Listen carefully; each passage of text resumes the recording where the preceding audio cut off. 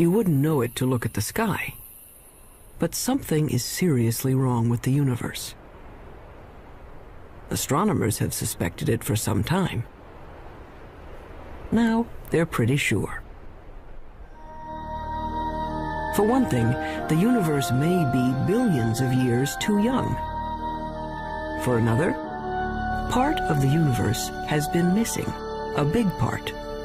Fact is, there have been several discoveries recently that threaten to topple our understanding of the universe like a house of cards. Scientists generally agree that the universe is very, very old. But now there's a theory that it may actually be younger than it looks, if you look closely enough. What in the world is going on with the universe? Astronomers have found, calculated, or conjured up outlandish, appalling things. Whispers from space left over from the moment of creation. Dark stars, dwarf stars, stars that eat each other. Stars clumped in galaxies, and galaxies clumped in larger, stranger structures. Only recently have we even begun to understand the scale of it all. We have discovered things so small. At a 10 millionth of a trillionth of a trillionth of a trillionth of a second is the earliest time we can really talk about. And expanses so vast. That's expanded by a fraction of a million times a trillion times a trillion. The researchers need a special notation. A billion times a trillion degrees. To write out the incredible distances and magnitudes involved in understanding the universe. Suppose we were to begin with Peoria. Peoria is the center of the universe. Well, not exactly, but the director of the planetarium has built a scale model of the solar system in and around his Illinois city. How's it going, Dave? Morning, Phil. Morning. A little bit to the left. I think you missed a spot. A sunspot, There. Garrett. You got it. The sun in this model is 36 feet high. Mercury is closest to the sun, of course, just around the corner at the school supply store. On that scale, the Earth is 6 blocks away at the Amoco station. Earth is open 24 hours a day. And Mars is 7 blocks beyond Earth at the TV station. Mars has life, or at least television reporters. Pluto is smaller than a golf ball. It's a full 40 miles out of town. And if you think rural Illinois is empty, try the universe. The 40 miles to Pluto, on Peoria's scale, represent 3.5 billion miles. On the same scale, the nearest star, Proxima Centauri, would be as far from Peoria as the moon. This isn't helping, is it? Okay, forget Peoria. Our sun is bright because it's close, just 93 million miles away. Stars are suns, but farther away. The nearest star is 25 trillion miles away, so far that light from Proxima Centauri, light, the fastest thing in the universe, takes 4 years and 4 months to get here. They say the star is 4 1/3 light years away. Our sun is just one of the billions of stars in the galaxy we call the Milky Way. How far across is the Milky Way? Real far, 100,000 light years. And the Milky Way is just one of some 50 billion galaxies. It's a million light years to the nearest galaxies and tens of hundreds of millions of light years just to cross our galactic neighborhood. It has been said that someone looking at the universe is like an ant contemplating a skyscraper times a billion. So what human beings have done is bring the lights in the sky down to Earth. They've personalized the stars and named them like they name dogs and horses. This grouping of stars in the southern sky is known as Orion. The shepherds in ancient Crete decided it looked like a hunter armed with a club and carrying a shield made of lion skin. Cretan shepherds had great imaginations. do we know what we know today about the universe? Well, we've been trying to understand it for a long time. The awful majesty unveiled by night has, down the ages, stirred us to wonder and worship. Prehistoric astronomers used elaborate monuments to mark the sunrise and the sunset. By 300 BC, Aristotle taught there were transparent globes around the Earth, on which were mounted the sun, moon, planets, and farthest out, a sphere studded with little stars. As late as the 16th century, most still believed the Earth was the center of the universe. There were a few people, like Copernicus, who thought the Earth circled the sun, but not many. Then, in 1608, an Italian named Galileo heard that you could make a spyglass with two lenses in a tube. He built one and aimed it up. It was not until Galileo perfected the telescope around 1610 and pointed it at the Milky Way that he was able to say that the Milky Way was just millions of stars. And if you take a pair of binoculars on a clear night and look at the Milky Way, you'll just see that it's nothing but stars and clusters of stars. Galileo's telescope magnified things about as much as a pair of binoculars, but that was enough. He saw that Venus had phases like the moon, that the sun had spots on it, and that the moon had mountains, and that Jupiter had 4 moons. Aristotle's perfect crystalline spheres were shattered, and the universe stopped being simple. And there were other strange things out there. Remember Orion? Well, down in the middle of his sword was a star that wouldn't focus to a bright point, no matter how powerful the telescope. The object came to be called a nebula, and over time, astronomers found many such fuzzy blotches in the sky. Fast forward a couple of centuries.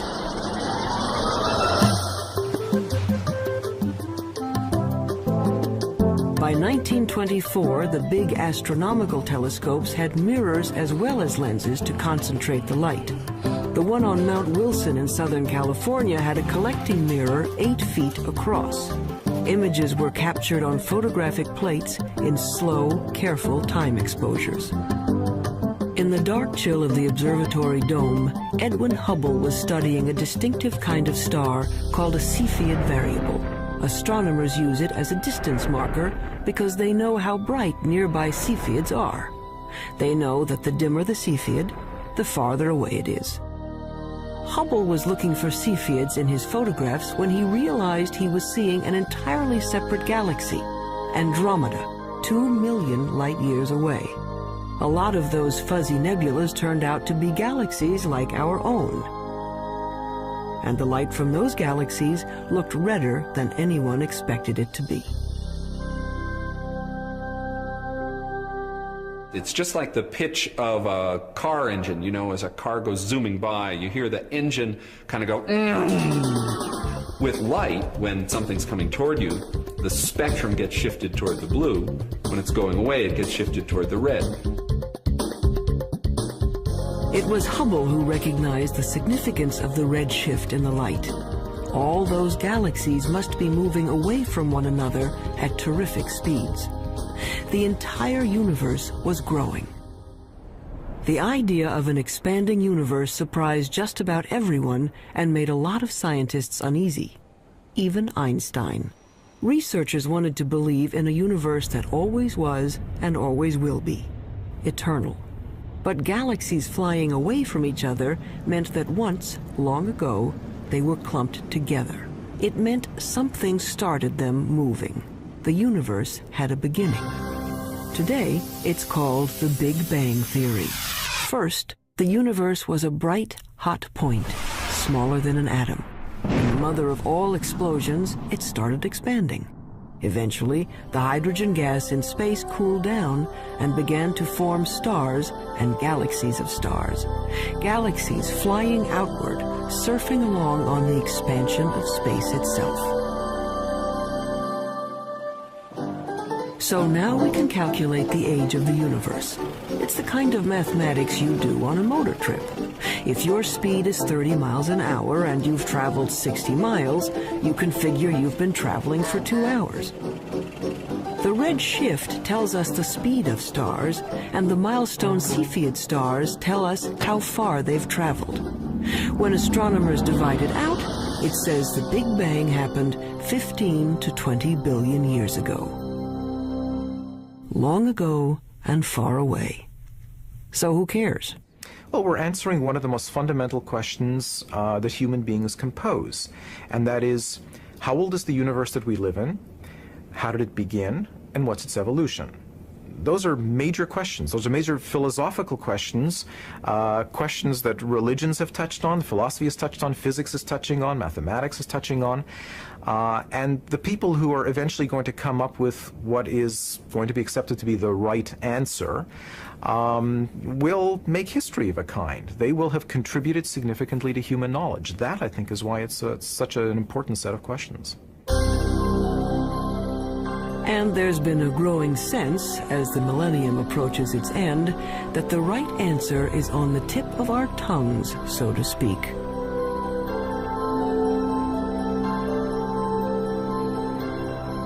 But not yet, not quite.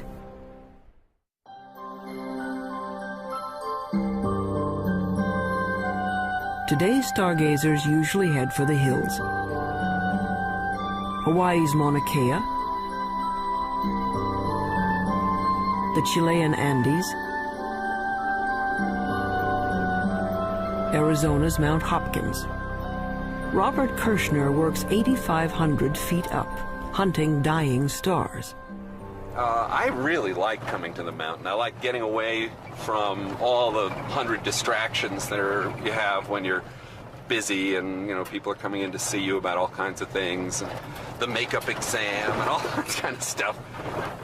And to just concentrate for a couple of days only on the scientific investigation, only on what you're trying to do, it's very, very good. Light pollution has chased astronomers out of the cities to lonely vigils in remote locations. Kirshner watches for the sudden flare-up that means a star has exploded, a supernova, or its smaller cousin, a nova. The kinds of things I'm working on, these supernovae, which are events that come and go, if you don't get it this year or this month, that one is gone. You just lose the chance.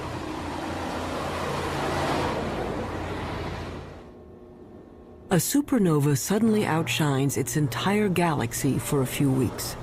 If Kirshner and his colleagues can calibrate these cosmic flashbulbs, supernovas may prove even better mileposts than Cepheids.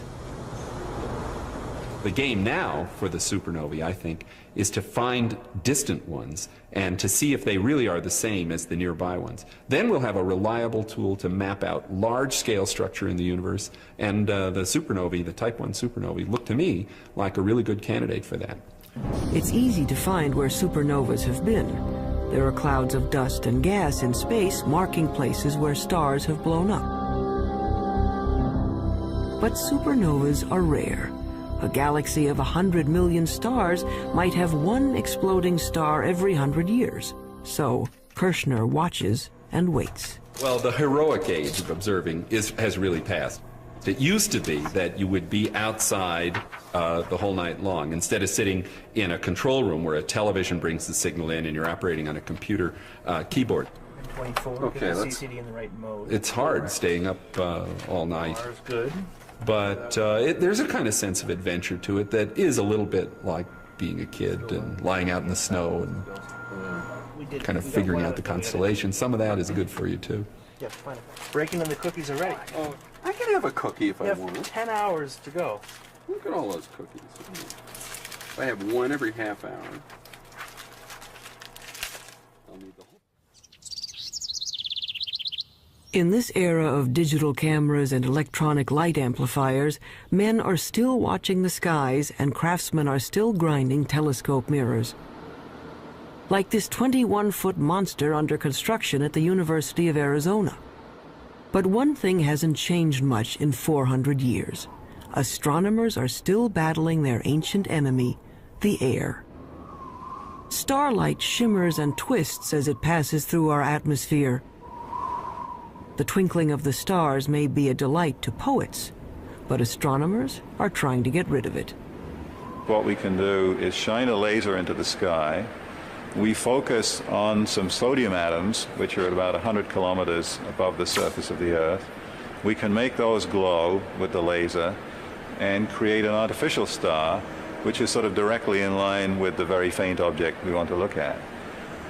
And then if we measure the blurring of the artificial star and correct that, then the faint object we really want to look at is corrected as well. And we have liftoff of the Space Shuttle Endeavour. But until that technique is perfected, astronomers have another way to take the twinkle out of the stars. All they have to do is put the telescope above that pesky atmosphere, in orbit. In 1990, NASA launched a space telescope and named it for Edwin Hubble. Unfortunately, its mirror was made wrong and its first pictures were blurred. Astronauts had to go up and fix it. Let's go fix this thing. We copy. Move it out of the sun a little bit. We had a good aliveness test. Outstanding. Houston, Endeavour has a firm handshake with Mr. Hubble's telescope.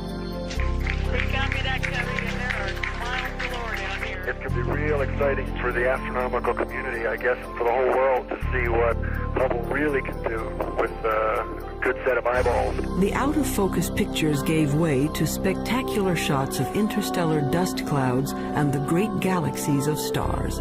In just one bit of the sky, a tiny patch that could be blocked by a grain of sand held at arm's length, astronomers found 2,000 galaxies.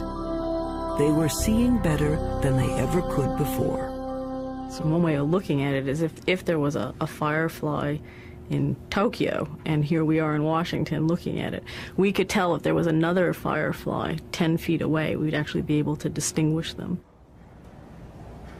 In 1994, at the Space Telescope Science Institute in Baltimore, astronomer Wendy Friedman was using the newfound clarity of the Hubble to observe the heavens and stumbled into the cosmological controversy of the decade. Yeah, I just wanted to ask you not to break out any observations until I give you a clear. So when were these images taken? She and her team, like Edwin Hubble before them, were looking at those milestone stars. The cosmic rays aren't nearly as apparent. For our work, we need a telescope out in space because what we're after is a certain kind of star. It's called a Cepheid. And we have to be able to detect that kind of star against the background of a galaxy. And the Earth's atmosphere smears and blurs our view, and we can't detect those stars. Friedman got the best readings yet on Cepheids in a neighboring galaxy, and a measurement of its distance. Using the redshift speedometer, she calculated a new age for the universe. Our preliminary measurements indicate that the age of the universe is somewhere in the range from 8 to 12 billion years. And that immediately brings about a conflict with other ages that have been measured. That's a problem. Her universe is younger than some stars, and the age dating of stars is very accurate. Scientists can read a star's chemical changes like a clock. When we look at a cluster of stars, hundreds or thousands, it doesn't really matter.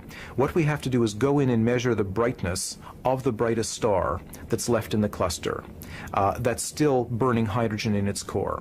And that star is the minute hand on the clock, because that's the star that is closest to burning out its hydrogen, closest to ending its life, and that's a direct measure of the age of the cluster. But unfortunately, the star clock has been running 6 billion years longer than Friedman's universe. But we're looking at globular star clusters, 100,000 to 1 million stars, and they're being age dated by several very reputable groups of physicists, astronomers, and they're all coming up with ages 17, 18, 19 billion years. That's a problem. We're very close to having a kind of contradiction between the ages of the stars and the age of the universe. This would be quite embarrassing, because you really shouldn't be older than your mother. Clearly, if the universe is 10 or 12 billion years old, then there can't be stars in the universe that are 15 or 17 billion years old. That's not logical, at least if the entire Big Bang theory is right or even close to being right. Wendy Friedman is well aware of the dilemma. She knows that, like many other puzzles about the universe, this one will probably be around for a while.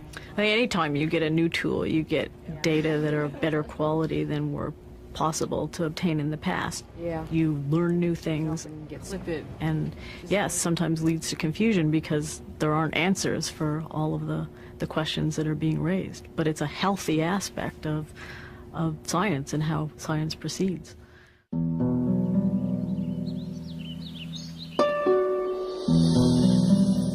There's more to the universe than meets the eye. We can see only a small part of what's going on out there. What we call visible light, the rainbow from red to violet, is a small slice of a larger spectrum. But there are other ways of seeing. With the right technology, you can look at the world in everything from X-rays to infrared to radio waves. In the last few decades, the new tools have brought a previously hidden universe into view.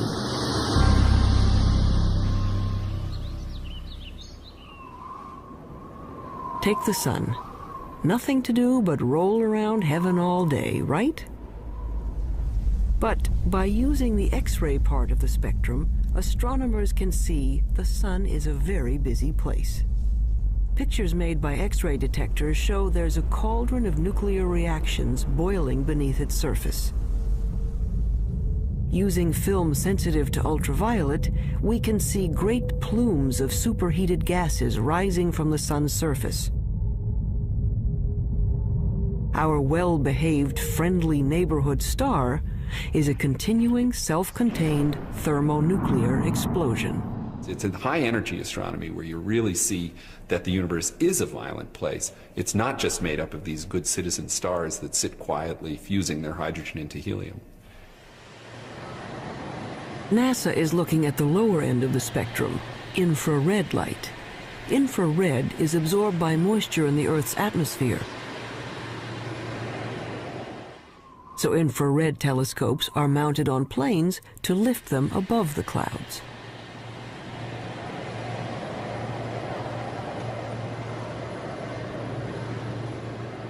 Just like fog lights on your car will enable you to see deeper, in the infrared you can see deeper into the universe. We warm human bodies shine in the infrared. Anything at my temperature in the universe is emitting planets, comets, other bodies.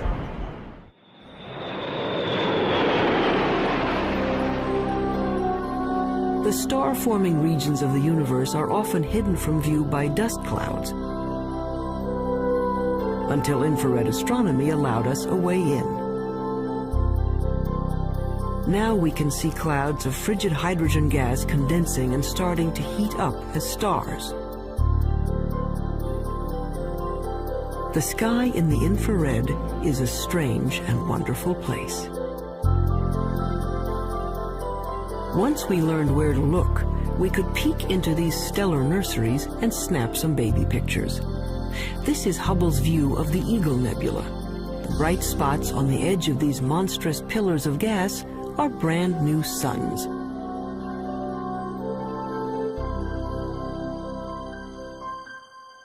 But as spectacular as the pictures are, scientists owe much of their understanding of the universe to radio static, a whisper from the sky. If you're listening to the universe with a radio telescope, it would mainly be a hissing sound. It sounds like steam escaping from a radiator. They heard it first by accident. In 1965, researchers at Bell Telephone Laboratories had built a powerful listening station to hear signals from the first of America's communication satellites. But they were distracted by an ultra-low frequency hiss from everywhere in the sky. What they were picking up was energy from the bright flash that started the universe, an echo of the Big Bang itself. Radio astronomy was the second big window we opened on the universe. The first big window was Galileo going and putting a telescope to his eyes and seeing what he could see with his own eyes, and then with film eventually.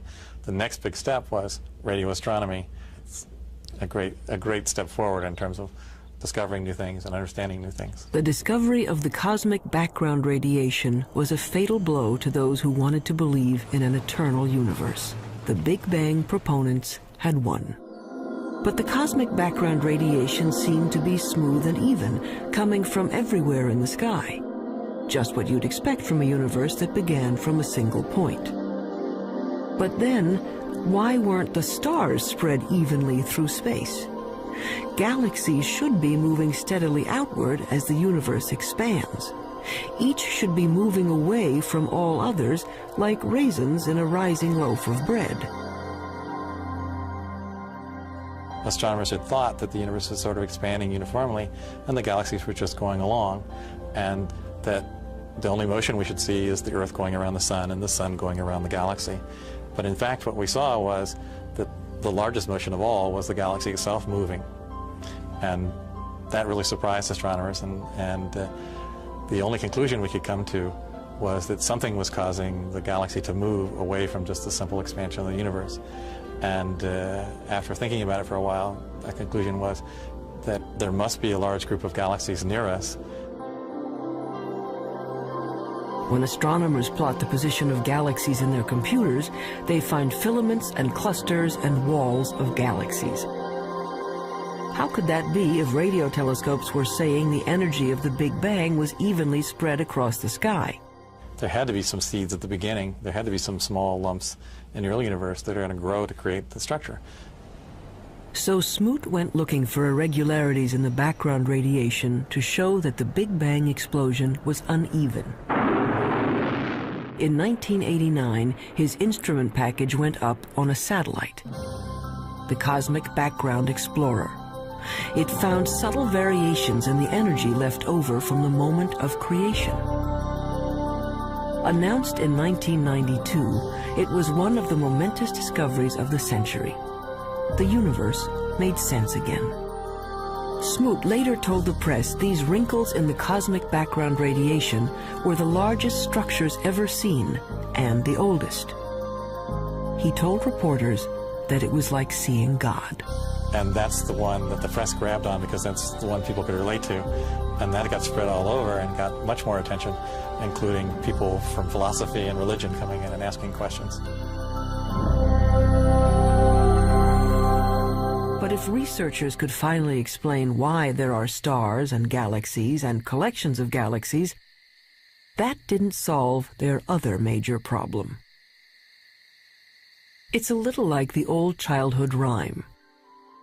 The other day upon the stair, I met a man who wasn't there. He wasn't there again today. Oh, how I wish he'd stay away. The problem is that we know that at least 90% of the universe is something we don't know what it is. In the late 1970s, astronomer Vera Rubin and her associates noticed something peculiar on the outer edges of spiral galaxies like our own. Like flotsam caught in a whirlpool, stars on the fringes of galaxies should be moving more slowly than stars at the center. But what Rubin saw appeared to defy the laws of physics. The stars on the edge were moving just as fast as those in the middle. We live, sort of 2/3 of the way, we being the Earth, about 2/3 of the way out from the center of our galaxy, and we're orbiting at 500,000 miles an hour. That's pretty fast.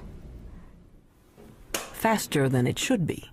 Such velocities could only be caused by an enormous gravitational pull, which requires more matter than anyone had detected out there. A lot more. It was a shock to learn that when we were studying the universe, we really weren't studying the universe. We were studying just the 5 or 10% of it that was luminous. So it's like, I don't know, trying to study the Earth and just looking at Pennsylvania. All the things we have ever observed in the universe, the planets, the stars, the galaxies, the clusters of galaxies, make up 10% of the universe, maybe less. Early efforts to track down the missing matter failed. They call the 90% that is not visible dark matter. But no one knew what it was. Maybe dead dark stars, or some kind of cosmic dirt, or maybe a whole lot of something extremely small is filling space.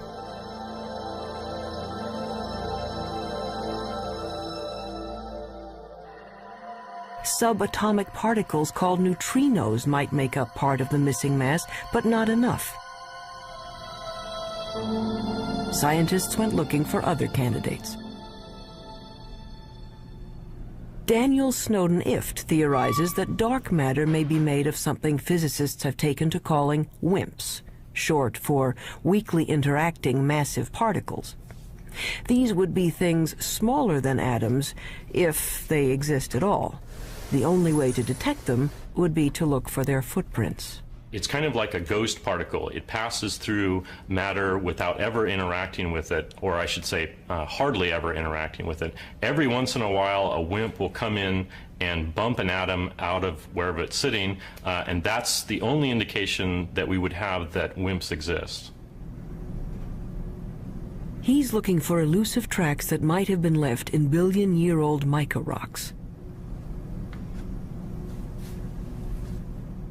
Mineral mica has one of the most regular atomic structures of all, so if a WIMP had passed through it, it might have knocked some atoms out of alignment. What we're looking for is the WIMP to come in, bump one of the atoms in the mica, and that recoiling atom then produces a chemical change within the mica. In his search for the WIMPs, he splits up endless mica samples and bathes them in hydrochloric acid.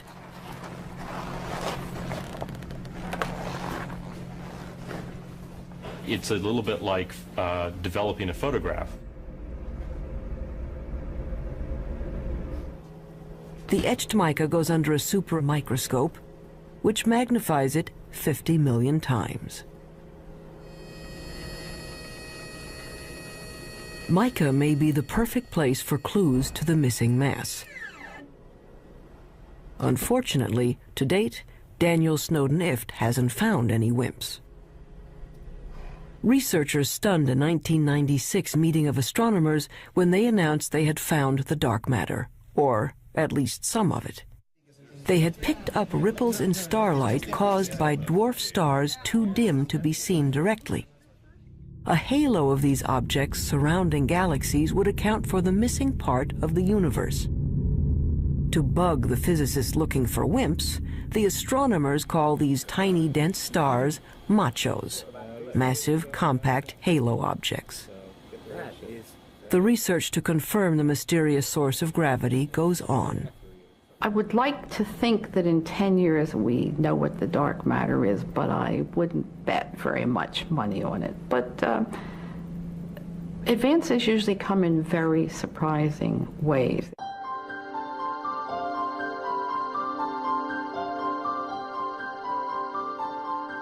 Why do we care about something that we can barely measure and can't see at all? Because it might tell us how the universe is going to end. Matter makes gravity, and gravity is the only thing that can act as a brake on the expansion started by the Big Bang. If there is not enough dark matter, the universe may go on expanding and cooling to end not in a bang, but a shiver. If there is enough dark matter, the expansion of the universe will coast to a stop and reverse, everything falling back together, till the Big Bang ends in a big crunch. And maybe, just possibly, a new Big Bang to start things up again.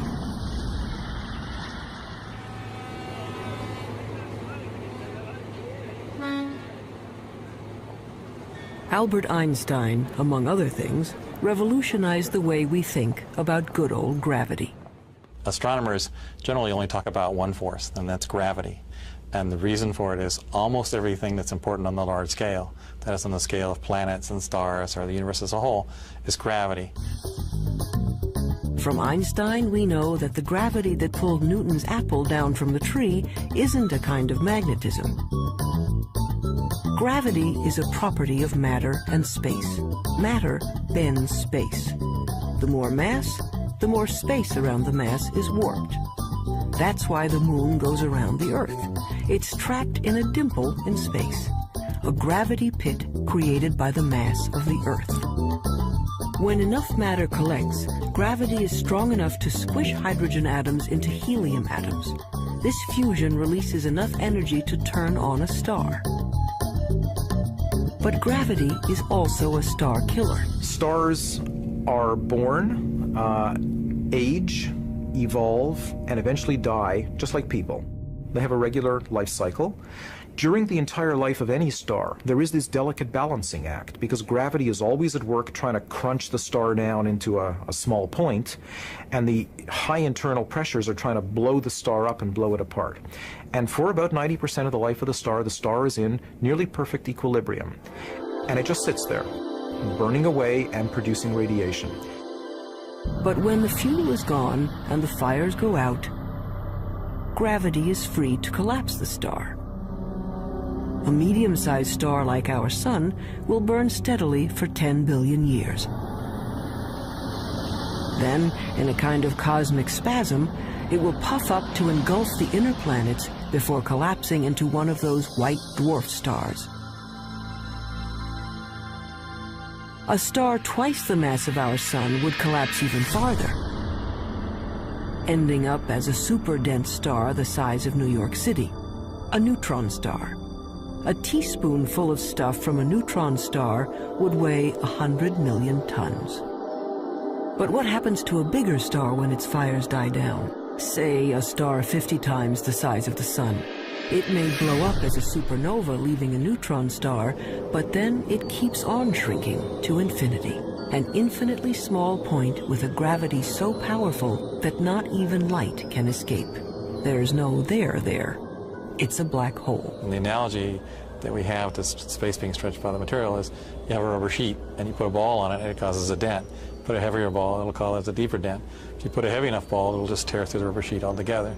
If you force too much matter into a limited amount of space, it'll just tear space like tearing the rubber sheet. You can be forgiven for thinking a black hole is some sort of weird science trick. An infinitely small, invisible star defies common sense. It's what happens when you use mathematics as your lens on the universe. But out here on the high desert of New Mexico, they've found that black holes do exist outside of equations. 27 giant radio dish antennas, each 80 feet wide, are positioned over 13 miles to form a single huge radio telescope. They call this very large array of antennas the VLA, which stands for the Very Large Array of Antennas. James Moran is one of the world's foremost radio astronomers. The VLA has had a tremendous impact over the last 15 years. It's very important because it has tremendous versatility. This technique of radio interferometers was developed after World War II, but this is the first really big array.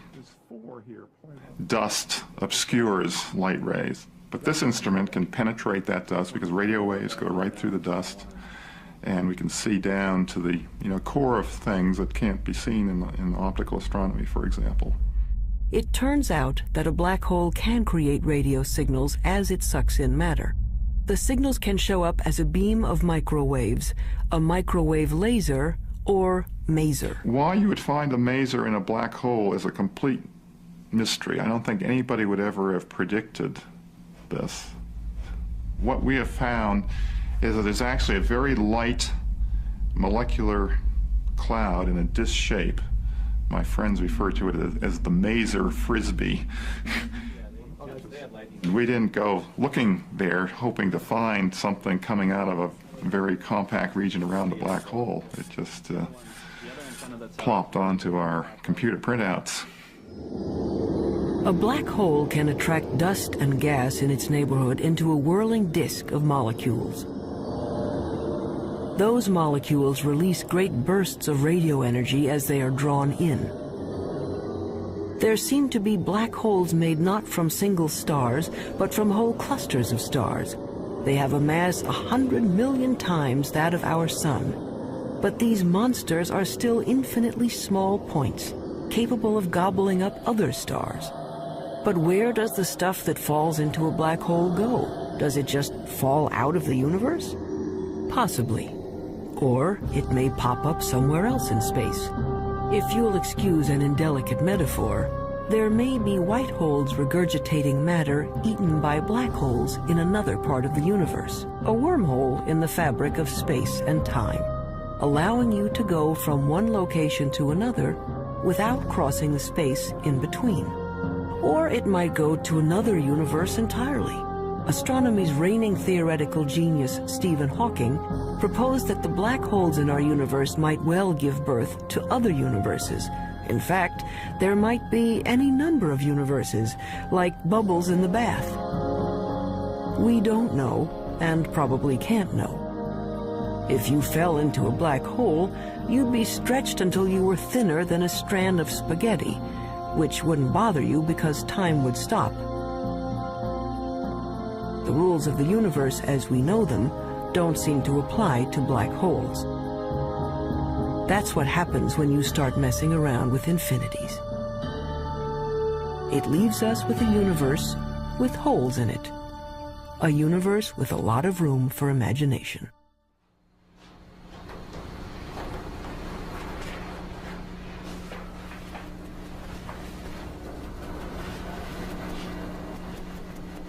On the sound stages of Paramount Pictures, a spin-off of one of the most durable shows in television history,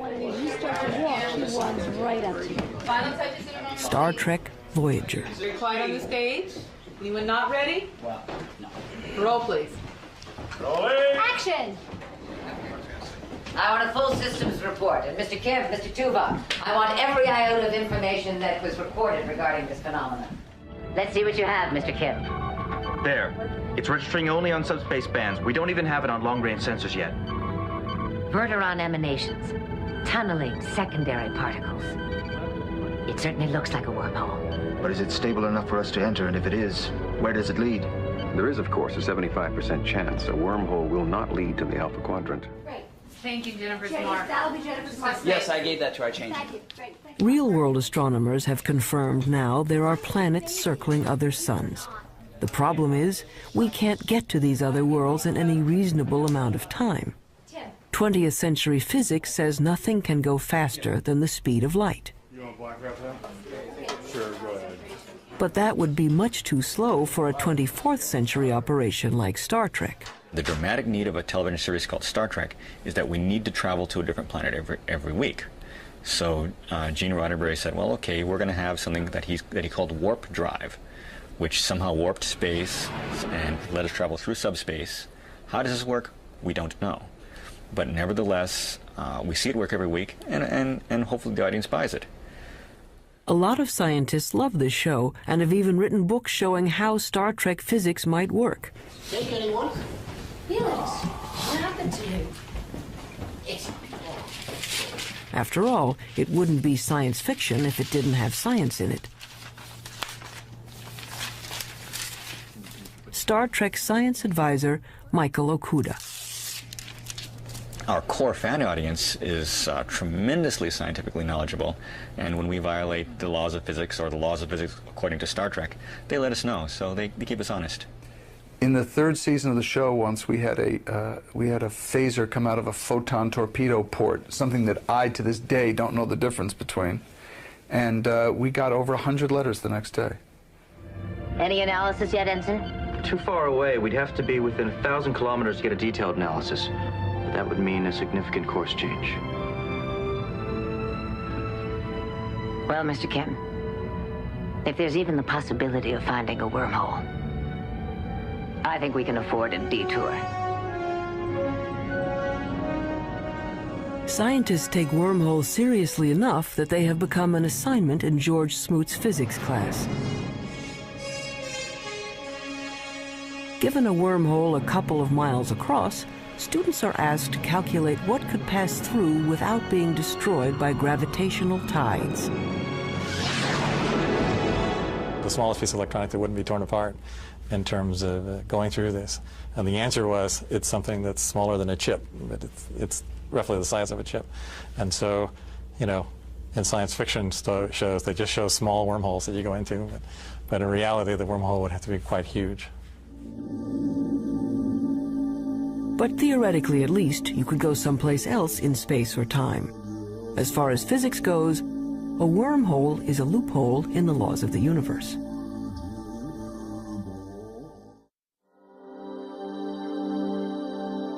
So we are left with questions. Why do some stars appear to be older than the universe? Why do galaxies move as if there were something dark and huge out there? We're not making people live 200 years. We're not doubling the gross national product. What we are doing is enriching everybody's lives by trying to answer some of the questions that I think everybody's interested in. These are some of the oldest questions, children's questions.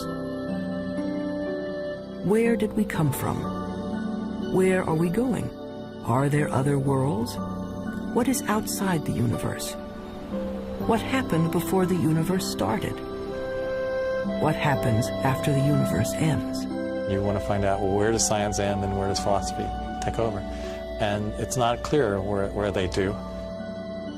Modern astronomy is a young subject, and each time we get a new and better tool for looking into the void, we find surprises.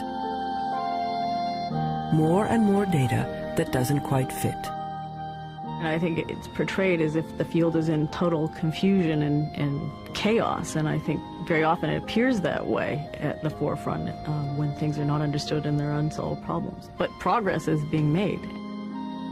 The fact that we're able to take these subtle clues, that things you can barely measure with the biggest, most sophisticated instruments, and figure out that they are telling you about what the universe was like 15 billion years ago, I think that's a terrific thing. Why does the universe exist? Given the fact that it does exist, the fact that it is as exquisitely beautiful, as exquisitely tuned as it is, that it works as astonishingly well as it does, and that we, very tiny creatures on a rather remote planet, not in any special place in the universe, have been able to evolve in this universe and sense the universe, the entire universe around us, that we can sense that there are things out to 15 billion light years away from us. That to me is just a mind-boggling concept. We are the only star in the universe that we know about that has life, so perhaps that makes one feel a little more unique and life a little more precious thing, knowing that it doesn't seem to be that common. We are part of the universe. The material that we know, the matter we're made of, started out as atoms produced by exploding stars. I like very much the fact that every atom in our bodies has come from some star.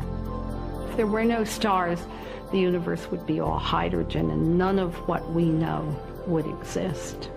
And that's why it's not an exaggeration to say that human beings are stardust, because the iron in our blood and our hemoglobin and the calcium in our bones and all the other heavy elements in our body were created in supernova explosions.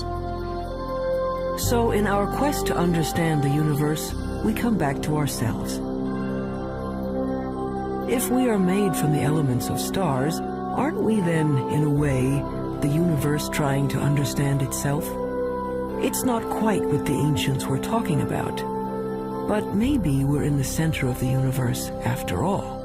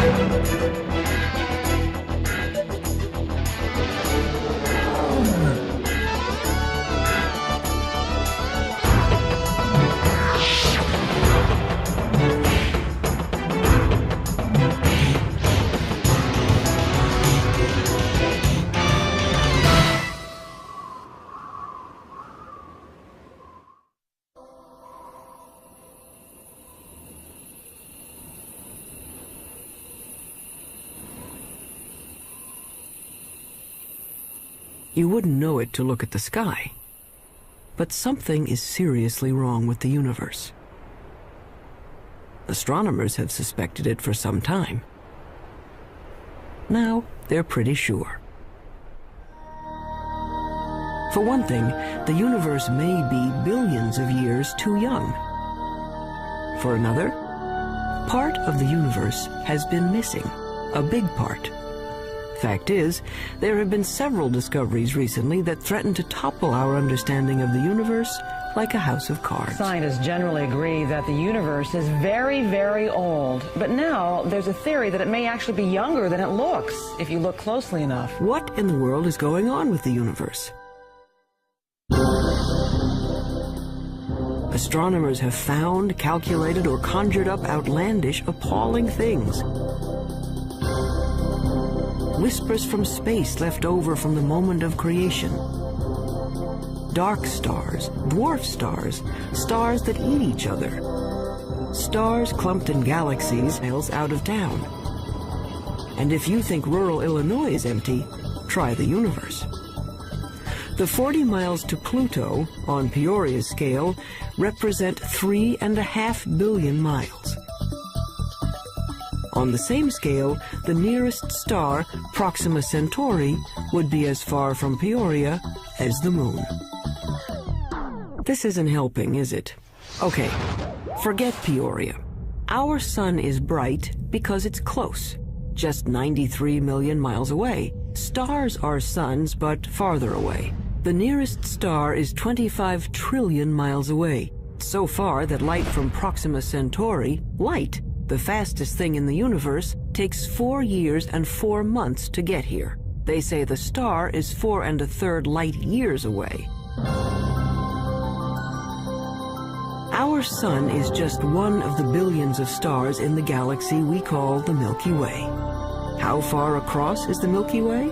Real far, 100,000 light years. And the Milky Way is just one of some 50 billion galaxies. It's 1 million light years to the nearest galaxies and tens of hundreds of millions of light years just to cross our galactic neighborhood. It has been said that someone looking at the universe is like an ant contemplating a skyscraper times 1 billion. So what human beings have done is bring the lights in the sky down to Earth. They've personalized the stars and named them like they name dogs and horses. This grouping of stars in the southern sky is known as Orion. The shepherds and ancient things about as much as a pair of binoculars, but that was enough. He saw that Venus had phases like the moon, that the sun had spots on it, and that the moon had mountains, and that Jupiter had 4 moons. Aristotle's perfect crystalline spheres were shattered, and the universe stopped being simple. And there were other strange things out there. Remember Orion? Well, down in the middle of his sword was a star that wouldn't focus to a bright point, no matter how powerful the telescope. The object came to be called a nebula, and over time, astronomers found many such fuzzy blotches in the sky. Fast forward a couple of centuries.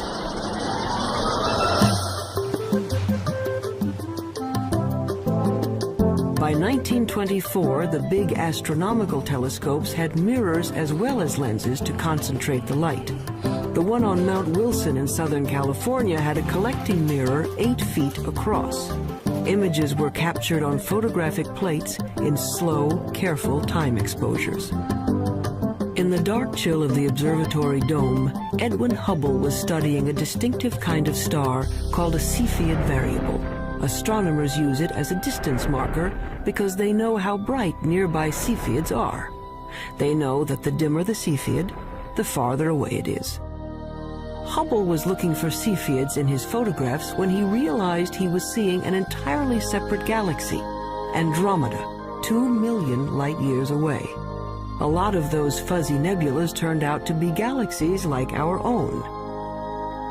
And the light from those galaxies looked redder than anyone expected it to be. Crete decided it looked like a hunter armed with a club and carrying a shield made of lion skin. Cretan shepherds had great imaginations. do we know what we know today about the universe? Well, we've been trying to understand it for a long time. The awful majesty unveiled by night has, down the ages, stirred us to wonder and worship. Prehistoric astronomers used elaborate monuments to mark the sunrise and the sunset. By 300 BC, Aristotle taught there were transparent globes around the Earth, on which were mounted the sun, moon, planets, and farthest out, a sphere studded with little stars. As late as the 16th century, most still believed the Earth was the center of the universe. There were a few people, like Copernicus, who thought the Earth circled the sun, but not many. Then, in 1608, an Italian named Galileo heard that you could make a spyglass with two lenses in a tube. He built one and aimed it up. It was not until Galileo perfected the telescope around 1610 and pointed it at the Milky Way that he was able to say that the Milky Way was just millions of stars. And if you take a pair of binoculars on a clear night and look at the Milky Way, you'll just see that it's nothing but stars and clusters of stars. Galileo's telescope magnified things and galaxies clumped in larger, stranger structures. Only recently have we even begun to understand the scale of it all. We have discovered things so small. At a 10 millionth of a trillionth of a trillionth of a trillionth of a second is the earliest time we can really talk about. And expanses so vast. As expanded by a fraction of a million times a trillion times a trillion. The researchers need a special notation. A billion times a trillion degrees. To write out the incredible distances and magnitudes involved in understanding the universe. Suppose we were to begin with Peoria. Peoria is the center of the universe. Well, not exactly, but the director of the planetarium has built a scale model of the solar system in and around his Illinois city. How's it going, Dave? Morning, Phil. Morning. A little bit to the left. I think you missed a spot. A sunspot, Garrett. You got it. The sun in this model is 36 feet high. Mercury is closest to the sun, of course, just around the corner at the school supply store. On that scale, the Earth is 6 blocks away at the Amoco station. Earth is open 24 hours a day. And Mars is 7 blocks beyond Earth at the TV station. Mars has life, or at least television reporters. Pluto is smaller than a golf ball. It's a full 40 miles.